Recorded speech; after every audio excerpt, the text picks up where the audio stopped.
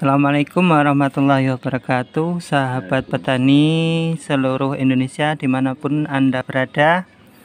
Ini kedatangan para senior jamu padi ataupun pupuk jamu sehat padi dan pupuk organik. Nah, jadi di sini sekalian kita akan mengedukasi sama petani gimana caranya membuat bibit ataupun meningkatkan kemurnian bibit. Jadi misalkan kayak gini Bang Hendra. Jadi ini Bang Hendra dari CST. Terus ada Bang Asrul dari pupuk organik. Nah itu. Jadi ini kalian mengedukasi petani bahwa padi itu istilahnya kemurnian bibit kalau pertama dibuat ataupun kayak tadi ini ini nanti kan rencana di belakang itu kan saya silangkan. Dari persilangan itu istilahnya bisa dibilang 99% murni. Jadi setelah ditanam lagi nanti kan kadar kemurnian bibitnya akan menurun. Betul. Nah jadi untuk tanam kedua dia udah menurun misalkan 95%. Terus untuk tanam kedua makin 90%. Jadi untuk menaikkan kemurnian bibit itu misalkan kita nanam 1 hektar, taruhlah 1 hektar. Dalam 1 hektar itu kalau kita mau meningkatkan kemurnian bibit itu caranya dipilih seperti ini. Oh gitu ya. Nah jadi soalnya gini, dalam satu rumpun padi itu nanti istilahnya misalkan kita satu lubang itu tiga batang. Itu yang murni ya 3 itu. Jadi kalau anakannya sampai 20-30 itu yang lain nanti udah di bawah kadarnya. Kadar kemurnian. Jadi makanya kita harus pilih yang induk yang mana. Nanti tahu sendiri dalam satu indukannya. Ini dalam satu rumpun. Ini nanti paling besar mana? Disitulah itu yang kemurnian bibit yang paling tinggi karena gini misalkan satu rumpun satu rumpun itu kan ada yang dimakan keong. Pas yang dimakan berarti induknya, berarti di situ udah tinggal anaknya. Jadi belum tentu nanti satu sawah itu bisa semua satu rumpun itu ada induknya, belum tentu. Kadang tinggal tumbuh anakannya. Nah jadi kita pilih mana yang paling panjang, mana yang paling istilahnya kayak gini misalkan paling gede, malainya paling panjang, paling gede. Nah itu kemurnian bibit bisa di atas 90%. Berarti itu induknya ya? Nah induknya di situ. Nah kan gitu. Kayak tadi saya contohkan 20 atau 30 anakan semua berbuah. Jadi semua itu nanti 90%. Ya, cuma 3 batang tadi itu aja ya. Nah, 3 batang. Kalau kita nanamnya 5 ya 5 batang itu. Nah, terus kalau udah dimakan keong ataupun dimakan binatang sebelum dia berbuah, berarti di situ udah nggak ada yang kemurnian di atas 90. Berarti agak repot maksudnya kalau misalnya kita mau cari yang murni harus betul ya. Nah, itu sembarangan ya. Nah, jadi misalkan satu hektar sawah itu belum tentu kita bisa mendapatkan 10 kilo misalkan. Belum tentu bisa. Karena itu tadi. Karena harus kita pilih betul-betul. Berarti selama ini yang jual-jual bibit itu belum kemurniannya belum bisa kita pastikan juga ya. Iya. Seperti misalkan contoh yang saya jual itu ya kayak gitu juga. Cuma saya mengedukasi sama pembeli yang bibit dari saya. Itu setelah nanti dia panen itu jangan langsung habis dipanen terus nanti dibuat bibit lagi, jangan. Tapi harus dipilih seperti ini. Kayak gitu. Nanti kalau misalnya dia langsung diambil dipotong jadi bibit itu kan cuma berapa persen jadi ya? Nah itulah asalan jadi ya 60% gitu ya. Iya. Misalkan seperti contoh ini memang istilahnya jelek karena dia dimakan sama walang sangit. Ini yang hitam-hitam ini dimakan sama walang sangit hisap ya. Sebagian dimakan sama burung. Ini jelek nggak masalah. Yang penting di sini ada kemurnian bibit. Tetap ada sisanya gitu ya. Nah, ada sisanya. Kok ini Mas? Nah, ini sama aja. Ini banyak dimakan sama apa itu yang di walang sini. sangit. Walang sangit dia. Walang sangit. Kalau hitam-hitam walang sangit ya. Nah, dia isinya nggak Tapi penuh. dia kosong di sini. Apanya namanya? Ulat itu, Oh, pengerek kalau batang. itu, berarti pengerek batang. Mm-mm. Nah, kecuali hitamnya seperti ini. Kalau ini memang disar sama dia hewan pengisap itu. Itu biasanya untuk mengatasi penggerek batang apa Lagi biasanya? gedung. Kalau penggerek batang, kalau sini biasanya Preveton, Vertaco, obat-obat kimia semua. Oh gitu. Nah, kalau obat yang jenis jamu ini kan belum tahu. Iya. Jadi kalau saya senangnya sama ini apa Lumbung visi misinya Lumbung Aceh ini bukan untuk membisnis petani, tapi mengedukasi petani. Edukasi. Itu Iya, yang saya betul. lakukan gitu. Iya. Jadi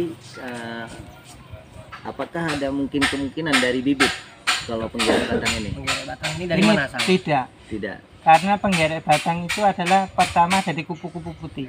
Oh. Nah, kupu-kupu putih dia hinggap. Mm-mm. Habis hinggap dia bertelur. Oh gitu. Telurnya Setelah berbuah ya. Nah, bukan, kalau penggerek ini dari awal pun bisa. Oh, dari Pokoknya awal. asal ada kupu-kupu putih, Hmm. berarti dia awas udah rawan penggerek batang. Ya, Oh. Dia nanti hinggap di batang, walaupun masih kecil sekalipun, udah datang dia kadang. Oh gitu ya. Terus dia bertelur di situ, telurnya menetas. Mm-mm. Jadi larva itu Oh, itulah dia yang masuk. makan. Dia Nah, masuk. itu. Oh gitu ya. Nah, penggerek Ya, batang ya, di situ dia. Cara ngatasinya? Cara ngatasinya kalau kami biasa kalau dari bawah pakai furadan. Ini semua yang saya bukan mengedukasi, bukan ya, tapi yang saya biasa lakukan. Tapi kalau memang ada obat-obat dari JST itu Ya, yang pestisida nabati. nabati, Ah, ya mungkin bisa mengedukasi petani gimana cara buatnya kan gitu. Ya, betul, betul. Nah, Ya. lu gimana? Karena ini istilahnya kalau pakai furadan 2 kilo aja sekarang 50-an. Itu apa itu kimia? Iya, kimia. Semua pakai kimia, furadan, kuater, macam banyak. Berarti Mas, dia datangnya kupu-kupu itu semenjak nggak bisa kita duga ya, semenjak kayak gitu pun udah bisa datang deh. Bisa. Waktu kecil pun datang. Berarti pestisida nabati itu pengaplikasiannya lebih bagus Lebih untuk menghindarin awal. ini tadi. Nah, Di awal juga harus disemprot, betul. menghindarin si kupu-kupu. Biar kupu-kupu itu nggak suka, dia kan Karena intinya cari. ini pestisida nabati ini baru 2 kali kita aplikasikan, itu di hari Di terakhir, hari terakhir. di hari ke-50 sama ke hari 40, tahu cuma itu. iya. Oh gitu. Jadi kan kita nggak tahu kapan dia kena. Hmm. Tapi alhamdulillah, maksudnya hasilnya ya Jarang, Malah. tidak parah sekali lah. Iya. Dia Apakah yang bisa kalau sudah kena penggerek batang, apakah bisa bisa kena yang lain juga? Menyebar atau bisa, menular? bisa. Soalnya gini, dia itu yang pertama dicari itu aroma. Oh, Aroma dari bunga padi. Bunga padi itu kalau kita nggak merasa, tapi Iya, hewan-hewan gitu-gitu. yang lain itu ada penyuka kali. Istilahnya Iya. kalau kita itu suka makan kentaki, bau kentaki itu dari jauh udah ya sama Iya, juga kayak binatang itu. Iya. Jadi dari jauh dia udah terbau, udah ada baunya gitu. kalau masuk logika berarti pestisida nabati itu kan karena mau di akhir disemprotnya. Hmm. Semenjak itu kan itu alhamdulillah bagus tuh. Hmm. Kan aromanya udah nggak Udah enak, nggak gitu. enak. Pahit dan segala macam. Makanya si hama itu Iya, nggak datang lagi. lagi Hmm. ya. Kalau tapi yang saya tahu ini memang kalau penggerek batang itu kupu-kupu putih intinya. Kupu-kupu putih itu paling suka sama bunga padi. Jadi paling suka kali, paling gampang istilahnya gampang datang dia. Itu dia waktu bunting. Itu udah baunya udah tercium sama dia. Oh, berarti gitu. pas gini persiapan sebelum bunting udah kita Iya. semprot seharusnya. Iya. Ya pasnya di situ. Soalnya memang padi, intinya di padi ya. Iya. Yang saya bahas Berarti yang buat padi. kupu-kupu itu datang tadi aroma ya. Nah, aroma itu. tadi. Jadi intinya kalau di padi itu paling rawan itu dari mulai bunting. Oh, itu paling rawan ya. Paling rawan penyakit juga iya. Itu hama-hama seperti Iya. penggerek batang sama kupu-kupu putih, Iya. walang sangit. Paling Itu saat itu ya. semua istilahnya waktu-waktu krusialnya di situ. Di situ ya. Waktu Oh, penting. iya. Gitu. Maka dari itu Mas Ahmad tadi ya, Mas Iya. Ahmad Jadi kita kembali ini kan bibit tadi sudah ada sama Pak Ahmad, yang dimana bibitnya cukup bagus-bagus, sudah beredar ke bukan di Aceh aja ya? Bukan ya? Sudah sampai Kalimantan, Sulawesi ya. Terus hasilnya Mas dari Nusa Tenggara. Setelah tanam mereka itu gimana hasilnya, responnya? Responnya ya kalau gini, saya yang pertama kalau saya jual kan, saya jualan bibit itu saya edukasi, saya ajarkan gimana cara perawatan. Ya kalau memang ikut dengan cara saya, insya Allah nanti hasilnya seperti saya. Bukan saya mengatakan bagus punya saya, enggak. Tapi kalau apa yang sudah saya lakukan, gitu. Jadi kalau nggak ikut cara saya ya terserah, nggak apa-apa. Itu cuma saran saya. Pasti saya kayak gitu. Soalnya ini kalau padi itu gini, untuk pengisian. Ini inti dari pengisian itu waktu dia mulai keluar malai. Jadi dari keluar malai sampai masak itu 40 hari. Ini kimia yang saya bahas. Jadi dari keluar malai sampai masak itu 40 hari. Jadi masa aktif dari pupuk kimia itu 30 hari. Nah, jadi kalau dari waktu keluar malai dia 40 hari, berarti pupuk ini masa aktifnya 30 hari. Berarti 10 hari sebelum masak kan masih tersedia pupuknya itu. Gitu. Makanya inti dari pemupukan dari pengisian itu dari pupuk waktu udah keluar malai. Gitu ya. Nah, gitu. Baik, berarti insya Allah yang sudah memakai ini menghasilkan hasil bagus asal mengikuti SOP-nya dari Pak Ahmad lah ya. Nah, jadi untuk masalah selama ini di Desa Gelumpang yang ada juga yang memakai ya, punya kita ya. Ada. Nah, menunjukkan hasil bagus insya Allah. Ya. Ini cara menurut Pak Ahmad bagaimana sistem cara tanamnya gimana? Sistem apa, legowo atau apa? Kalau kami menyarankan pakai legowo. Karena gini, kalau orang sini masih rata-rata loh soalnya. Soalnya saya di sini pun mengedukasi susah kali. Karena orang pasti sayang sama tanahnya. Tapi kalau saya bilang jangan sayang sama tanahnya, tapi sayanglah sama hasilnya. Karena inti dari kita nanam itu gimana kita bisa menuai hasilnya. Tapi kalau kita nanam, yang penting kita nanam terus katanya kayak istilah ibarat itu mati satu tumbuh 1000. Itu nggak bisa dipakai zaman sekarang. Karena sekarang itu zaman kemajuan. Gimana caranya petani itu tanamnya dikit tapi hasilnya banyak. Jadi kalau menurut Bang Ahmad sendiri lebih bagus sistem apa sebenarnya? Kalau selama ini legowo. Enggak, kalau pribadi Mas sendiri, apa memang tetap legowo kalau pribadi sendiri atau ada sistem? Karena kan legowo kan berapa dia? 3 jaraknya pokoknya 3 berapa dia? Ada 21, 31 ya? sampai 51. Pokoknya jaraknya bebas. Nah, jaraknya bebas. Nah, cuma nanti gini, sekarang kan legowo yang lagi istilahnya lagi memasyarakat lah itu. Cuma kalau memang ada penemuan yang lebih bagus lagi, ya kami ikut. Kalau saya kayak gitu. Gimana kan yang hasilnya baik ya. Ada sistem apa twin ya? Twin udah saya sempat ada di saya juga. Cuma kayak gini loh, kalau bagi saya kan intinya kayak gini, kalau legowo itu yang sudah saya praktekkan udah bagus. Jadi kalau memang ada lebih bagus lagi, kita harus ikut. Nah, karena istilahnya kayak kemajuan zaman. Zaman dulu kita pakai HP-nya HP yang 3G. Sekarang udah 4G ya. Sekarang udah 4G.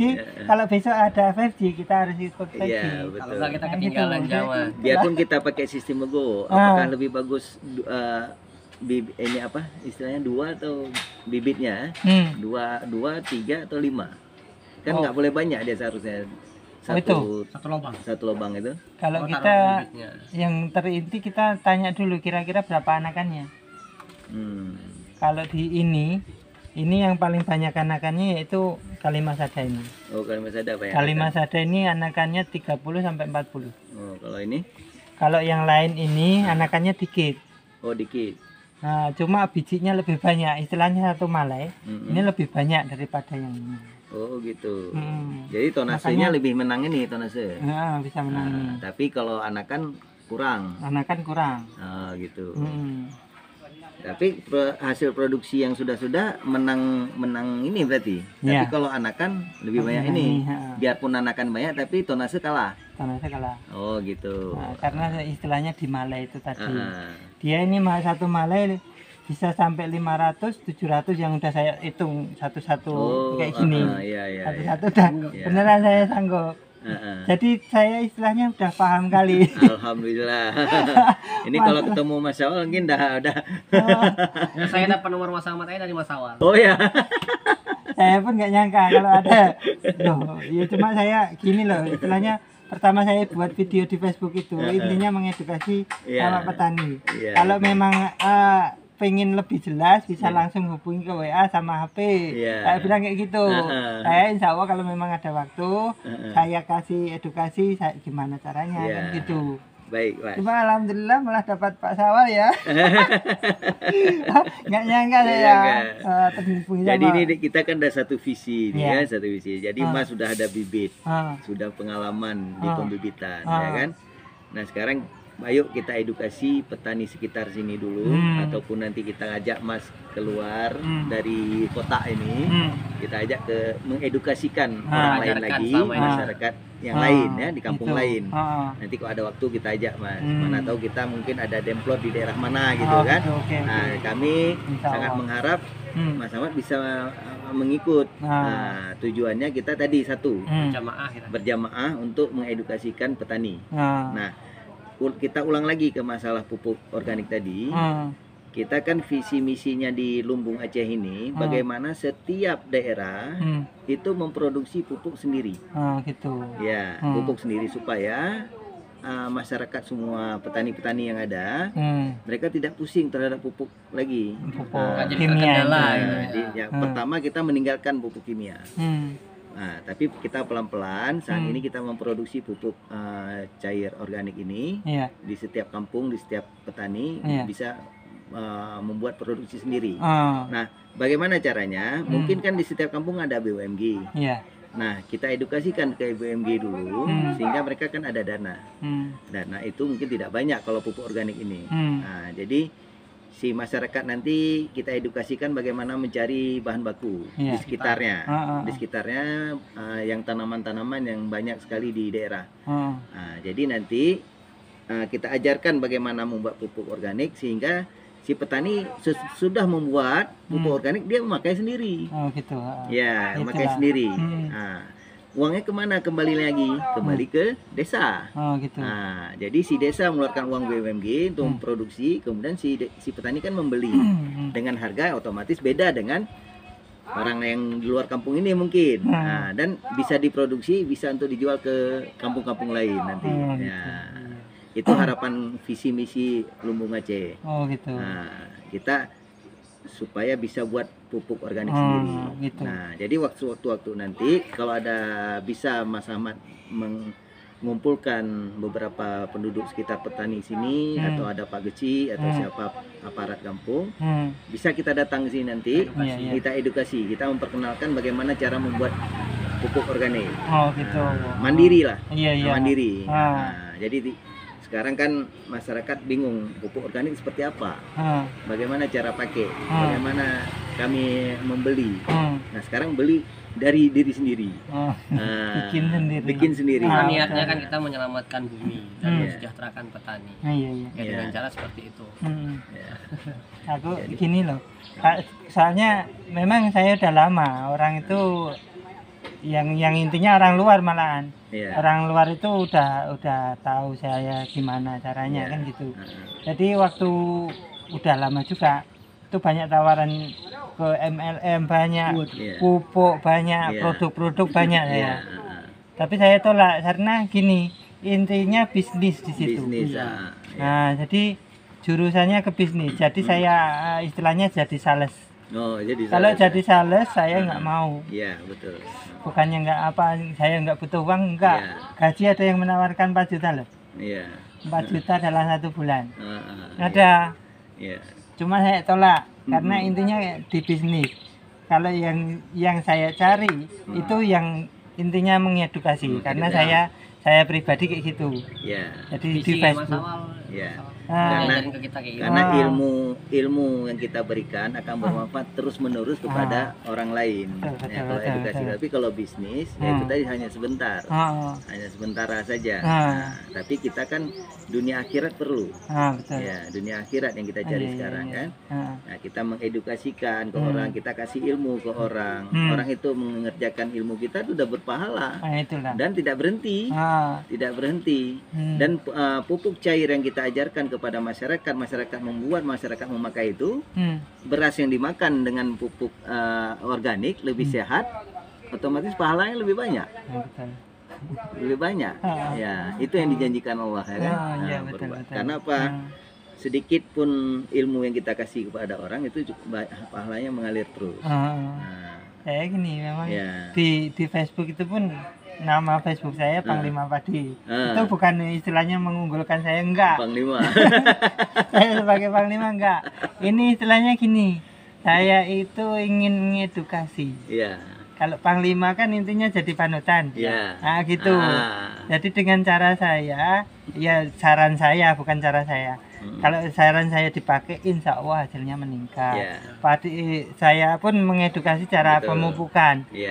Pemupukan biar hemat. Terus saya selama ini saya masih pakai kimia sama organik. Memang saya campur. Karena gini, karena yang saya tekankan kan ngapa pakai organik sama kimia? Kimia merusak alam, tapi organik dia akan memperbaiki. Nah gitu. Tapi kalau memang organik ini terbukti dengan keberhasilannya, saya ikut ke organik aja terus. Karena dia akan memperbaiki alam, bukan merusak alam. Iya, betul. Nah, gitu. Jadi kimia ini kan terus menerus kalau kita pakai, dia tanah ini kan makin bandel. Dia minta lagi yang lebih, minta lagi. Bulan ini kita pakai sekilo, bulan depan tambah 1,5 kilo, bulan depan lagi kita jadi 2 kilo, terus meningkat. Kenapa? Tanahnya kan jadi rusak. Canduan. Nah, kan di sawah kita ini tidak ada sekarang kita temukan cacing. Tidak ada lagi cacing sekarang di tanah kita. Cacing, belut, cacing nggak ada lagi. Sedangkan di negara lain, yang negara Asia, yang pernah saya nonton di TV, di sawah tuh ada ikan. Ikan cacing itu lagi di sawah tuh ya piara ikan lagi. Nah itu zaman saya kecil dulu. Kalau dulu saya di Sebelum Salam waktu kecil dulu. Itu waktu panen itu orang-orang tua panen, anak-anak nyari ikan di bawahnya. Begitulah tanah masih sehat berarti ya. Tanah sehat berarti. Kalau sekarang jangankan di sawah, kita cari di sungainya itu susah. Mama panen, anaknya main game. Sekarang di sungai itu mancing segini, paling besar apalah ya. Pokoknya seibu jari ini. Ini udah dibilang besar, tapi kalau zaman dulu segini. Beneran. Ini lantaran ya mungkin pengaruh dari kimia itu. Jadi Mas Ahmad kan kapan ada Kelus Mawe atau kapan nanti kita jalan-jalan Kelus Mawe, kita kasih nampak produksinya seperti apa. Nanti kalau secepatnya lah bisa Mas Ahmad bergabung dengan koperasi Insyaallah. Koperasi Lumbung Aceh ya. Oke. Terima kasih, sekian dulu. Mudah-mudahan video kali ini bisa jadi pelajaran buat para petani semua. Sekian dari kami. Assalamualaikum warahmatullahi wabarakatuh. Waalaikumsalam.